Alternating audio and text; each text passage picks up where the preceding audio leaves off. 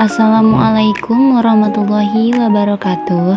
Halo teman-teman, saya akan menjelaskan tentang penggunaan bahasa baku dalam kehidupan sehari-hari pada tugas mata kuliah Bahasa Indonesia dengan dosen pengampu Bapak Dema Tesniadi, MPD. Perkenalkan, nama saya Alia Ramadhani dengan NIM 2280250023, kelas A, angkatan tahun 2025. Yang pertama ada pengertian bahasa baku. Bahasa baku adalah bahasa yang digunakan sesuai dengan kaidah atau aturan yang telah ditetapkan dalam tata bahasa Indonesia. Biasanya digunakan dalam situasi resmi seperti surat menyurat resmi, pidato, laporan, dan karya tulis ilmiah. Kemudian ada ciri-ciri bahasa baku. Yang pertama, menggunakan ejaan yang sesuai dengan PUEBI, Pedoman Umum Ejaan Bahasa Indonesia. Yang kedua, struktur kalimat jelas dan logis. Yang ketiga, tidak menggunakan bahasa daerah atau bahasa gaul. 4. Pilihan kata tepat dan sopan. Dan yang kelima, konsisten dalam bentuk kata dan istilah.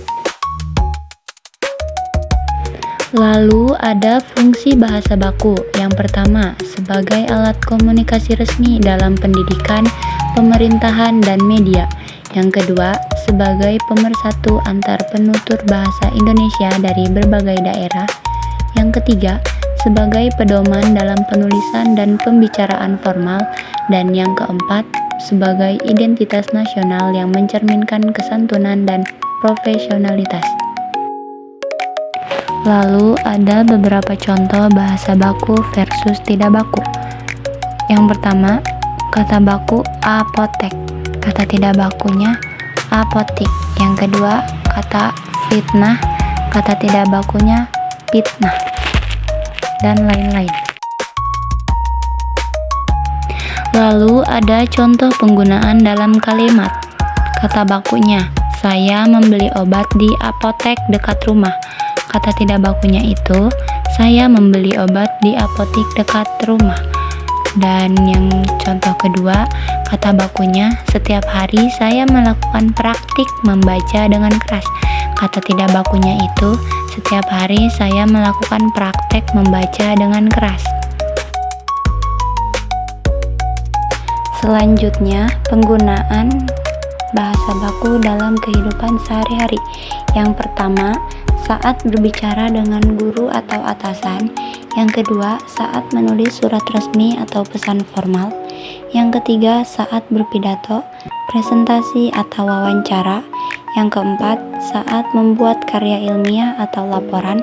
Dan yang kelima, saat menulis di media sosial secara profesional. Dan yang terakhir, ada manfaat menggunakan bahasa baku. Pertama, meningkatkan kejelasan pesan yang disampaikan. Lalu, menunjukkan etika dan kesopanan dalam berbahasa. Yang ketiga, membiasakan diri berpikir dan menulis secara teratur dan logis. Dan yang terakhir, menumbuhkan rasa bangga terhadap bangsa Indonesia. Itu tadi pemaparan materi tentang penggunaan bahasa baku dalam kehidupan sehari-hari dari saya. Cukup sekian dan terima kasih.